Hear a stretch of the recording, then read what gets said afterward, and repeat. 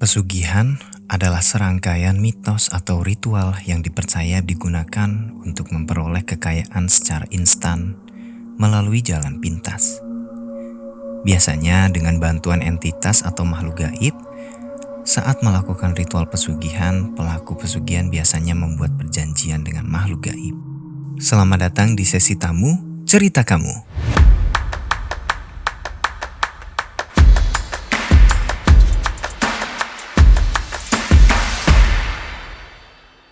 Selamat datang di channel Agak Serem. Melalui channel ini, kami akan menyampaikan banyak cerita horor untuk menghiburmu. Untuk sensasi yang lebih menegangkan, pastikan kamu menggunakan headset.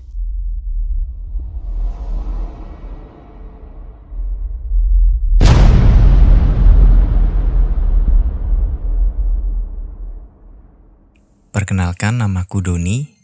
Aku akan menceritakan pengalaman hororku. Aku tinggal di sebuah desa, tapi bisa dikatakan bukan desa yang pedalaman juga. Karena desaku tepat di kotanya, hanya kotanya adalah kota kecil. Kuperhatikan masyarakat di sekitarku suka sekali dengan yang namanya bakso. Mungkin sekitar 90% menyukai bakso di Indonesia. Dan mulai dari lingkup kecil di keluargaku seperti ayah, om, tante, saudara-saudara sepupuku, hampir semua mengatakan bakso adalah salah satu makanan favorit mereka. Dan juga teman-temanku menyukai bakso. Kalau aku sendiri, bakso bukan makanan favoritku. Hanya kalau lagi kepingin saja atau iseng, aku akan memakan bakso. Hal ini berbeda jauh dengan orang-orang di sekitarku yang kuanggap maniak bakso. Apalagi kalau kebetulan bakso tersebut katanya enak. Cukup untuk perkenalan baksonya. Saat itu siang hari, mungkin sekitar jam 2, aku sedang menongkrong di depan rumah karena cuaca pada saat itu panas dan gerah.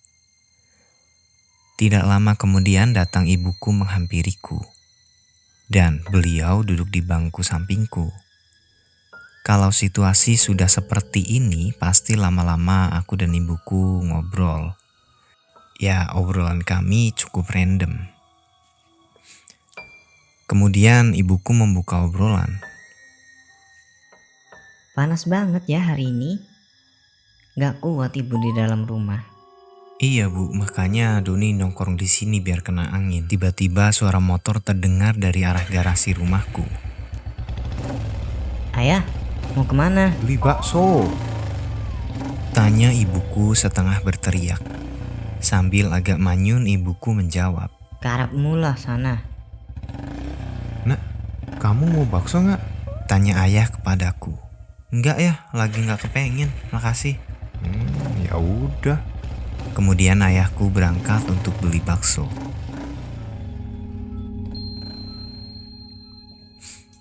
Bu, kuperhatiin saudara-saudaranya ayah juga pada demen banget ya sama bakso. Apa semua orang Jawa rata-rata begitu ya? Hus, ya enggak. Kamu kan juga orang Jawa. Kamu kenapa gak suka bakso? Ibu jadi inget deh sama bakso nari. Kamu tahu kan bakso yang terkenal itu? Oh iya itu. Kenapa emangnya bu?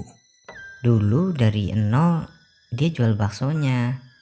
Masih keliling pakai gerobak dan akhirnya sampai sukses sekarang. Wah keren dong bu. Jawabku sambil merasa salut. Iya, dulu malah sering mangkal di jalan depan rumah. Gak pas depan rumah kita banget sih. Agak ke kanan juga tuh depan rumahnya Mbah Karno. Oh, jawabku sambil mengangguk-angguk. Tapi ya begitu, dulu katanya dia selama jualan keliling gak pernah ada apa-apa. Maksudnya gimana bu? Kabar-kabarnya di terakhir jualan pakai gerobak karena dia lihat sosok perempuan di pohon mangga itu tuh. Pohon yang di depan rumah Mbah Karno itu bu? Iya, kamu jangan keras-keras ya. Nah, Setelah diliatin, itu gak pernah lagi Pak Nari kelihatan jualan. Tahu-tahu punya warung bakso di kota. Dan makin lama makin laris. Ya ibu sih gak tahu ya. Mungkin itu beruntung atau ya memang dia jago jualannya. Oh, gitu. Jawabku sembari pura-pura peduli dengan hal itu. Namun ibuku masih saja menceritakan soal Pak Nari. Ada rumor, katanya kalau orang yang diliatin penampakan di situ, setelahnya jadi enak tuh ekonominya. Ada juga yang bilang dia pakai penglaris. Anaknya kan ada yang meninggal tuh buat tumbal. Ibu ngarang aja, makin ngarang loh ibu loh. Udah bu. Dengerin dulu. Si Mbak Mawar juga pernah diliatin yang sama di situ. Nah, dia anak paling sukses di antara yang lain loh. Ya mungkin kebetulan lagi ya. Tapi masa kebetulan 2 kali? Ya elah ibu, mana ada hubungannya penampakan sama kesuksesan. Gak logis lah. Keesokan harinya, waktu aku di sekolah, dari arah samping temanku bernama Adi memanggilku. Don. Ntar pulang sekolah bakso yuk. Ajak temanku saat jam istirahat. Ya elah bakso lagi. Bakso di kantin kan ada tuh. Makan sekarang aja kali ya. Jawabku sembari ketus. Karena aku cukup bosan, si Adi sangat suka dengan bakso. Tahu deh, gue mau ah. Orang yang enak bakso di sono, ayolah. Biar rame barengan yang lain. Bujuk rayunya kepadaku. Ya udah deh, ye. Jawabku dengan malas. Nah gitu dong, kata si Adi lalu dia pergi. Singkat cerita, saat pulang sekolah, dari kejauhan aku melihat teman-temanku beberapa sudah ada yang menunggu di depan sekolah. Dan lumayan kaget, ternyata rame karena kukira hanya cowok-cowok saja. Ternyata teman perempuan juga ikut. Don, sini, panggil temanku yang namanya Kevin. Ya, jawabku setengah teriak dan berjalan menghampiri teman-temanku. Setelah sampai di gerombolan teman-temanku, "Tumbenan amat nih makan bakso rame-rame," kataku. Gak apa-apa sih, emang lagi kepengen aja dan kebetulan pada mau. Oh, kukira ada yang ulta nih jadi bisa makan gratis. Aku tersadar ada temanku yang bernama Mila. Mila orangnya yang kukenal tidak banyak bicara. Seperlunya saja mungkin dia bicara. Dan hampir semua teman menganggap si Mila kalau dia agak sensitif dengan hal-hal yang tidak kasat mata, kata teman-teman sih. Hai Mila, sapaku basa-basi. Hey Don, Jawabnya dengan singkat. Wah, kamu ikut juga ya, tumben. Tumben kamu bermasyarakat. Candaku garing terhadap Mila. iya sebenarnya aku males Don, tapi gak enak namanya diajak. Kenapa Mil? Kamu gak suka bakso? Suka sih Don, tapi ya gitu deh. Seketika aku ingat kalau si Mila ini peka dengan hal-hal tak kasat mata. Maka dari itu aku langsung ke arah obrolan. Pasti something's wrong ya. Seumur umur aku belum pernah lihat hantu, Mil. Kenapa emang? Terus kamu pengen lihat? Aku tunjukin loh nanti pas makan bakso. Hah? Yang bener, Mil. Masa di warung bakso ada kayak gitu? Nanti di warung bakso Rani kan? Iya, nanti sih anak-anak pasti makan di bakso Rani. Soalnya yang enak kan di sana. Yaudah nanti ku tunjukin loh. Ya udah, boleh lah, aku mau. Kalau ada sih. Entah motifnya apa si Mila, pikirku saat itu. Pasti dia bercanda. Tentu saja aku tidak merasa takut atau bagaimana. Oke loh, nanti ya aku tunjukin. Singkat cerita, aku dan teman-temanku sampai di warung bakso tersebut. Kami segera duduk. Bu, saya pesan bakso satu. Si Adi kemudian memesan. Sambil menunggu pesanan datang, kami semua asik mengobrol. Posisi Mila duduk di sebelahku dan kemudian Mila memanggilku setengah berbisik. Don, gimana jadi? Jadi Mil, jawabku masih bercanda karena aku tidak mempercayai apa yang dia janjikan kepadaku. Baru saja selesai aku menjawab, tiba-tiba Mila menepuk punggungku lumayan keras. Sampai-sampai aku kaget. Kenapa Mil? Kok ditabok gue? Udah, sekarang kamu tutup mata, setelah itu buka mata. Dia tidak menjawab pertanyaanku. Mungkin ini udah bagian dari proses tersebut. Ya udahlah, aku iseng untuk menuruti apa yang dia sarankan. Ya. Aku menutup mata sekitar 3 detik dan segera membuka mata kembali. Saat itu aku langsung melihat teman-temanku. Sekeliling warung, betapa kagetnya aku saat melihat ke arah gerobak yang ada kompor panci dan baksonya. Anehnya dan sulit dipercaya, saat aku membuka mata kembali, pandanganku tidak seperti sebelumnya. Aku melihat tempat yang sama, hanya saja dengan reduksi warna yang berbeda. Sedikit gelap dan di depanku sudah ada mangkok bakso. Bakso ini terlihat aneh karena bakso tersebut mengeluarkan asap ungu yang pekat. Padahal aku yakin sebelumnya tidak ada yang seperti itu.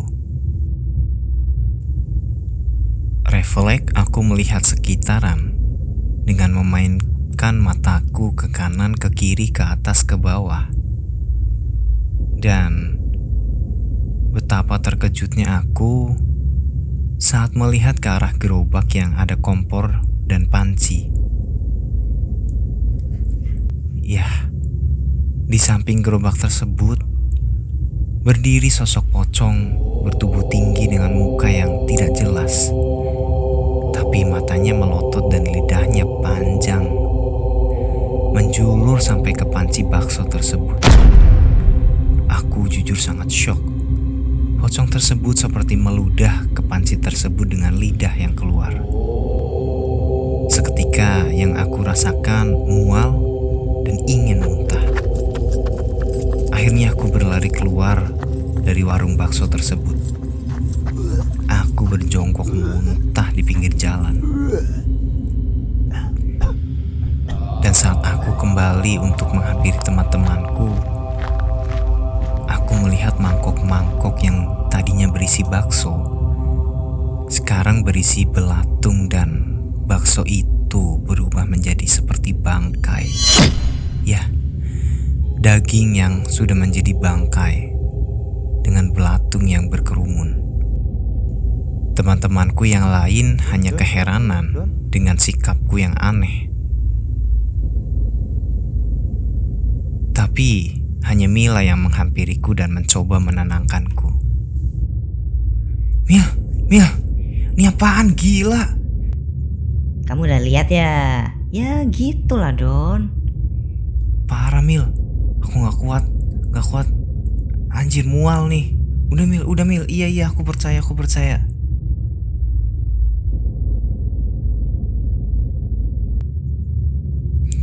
Di sekolah, di sekitar Bakso Rani, ada sekolah SMA dan 2 ruko yang kosong. Setelah aku lemas muntah, aku melihat sekitar dan melihat sekolah tersebut. Aku melihat sekolah itu benar-benar ramai, padahal ini kan sudah bukan jam sekolah. Setelah aku menyipitkan mataku, ternyata itu bukanlah kerumunan manusia. Aku melihat banyak makhluk gaib yang belum pernah aku lihat sebelumnya.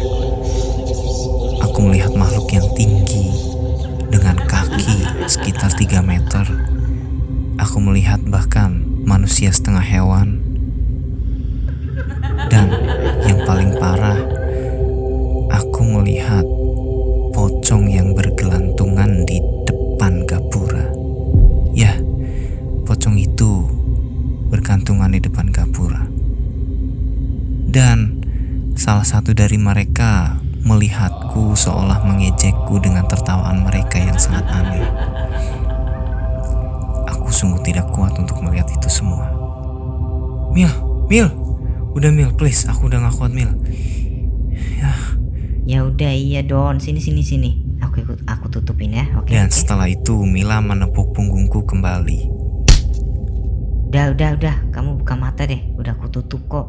Aku membuka mataku dengan perlahan dan dengan sejuta keraguan. Aku masih belum bisa kalau harus melihat mereka kembali.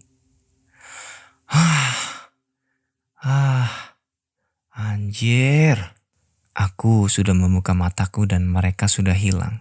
Semuanya kembali terlihat normal sekarang. Makasih Mil.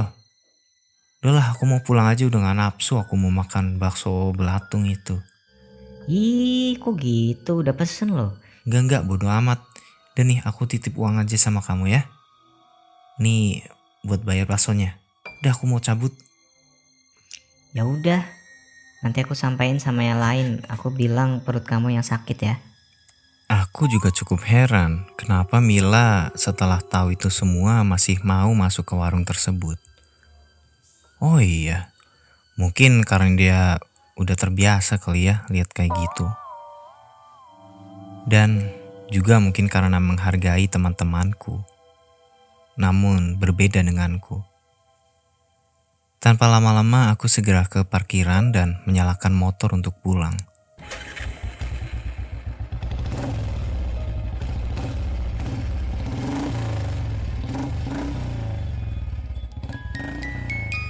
Sejak pengalaman tersebut, aku sudah tidak mau lagi ke warung bakso Rani. Misalnya saat saudaraku dari luar kota datang, pasti mereka minta ditemani untuk membeli bakso di tempat bakso Rani. Tentu saja aku menolak dengan tidak menceritakan pengalamanku.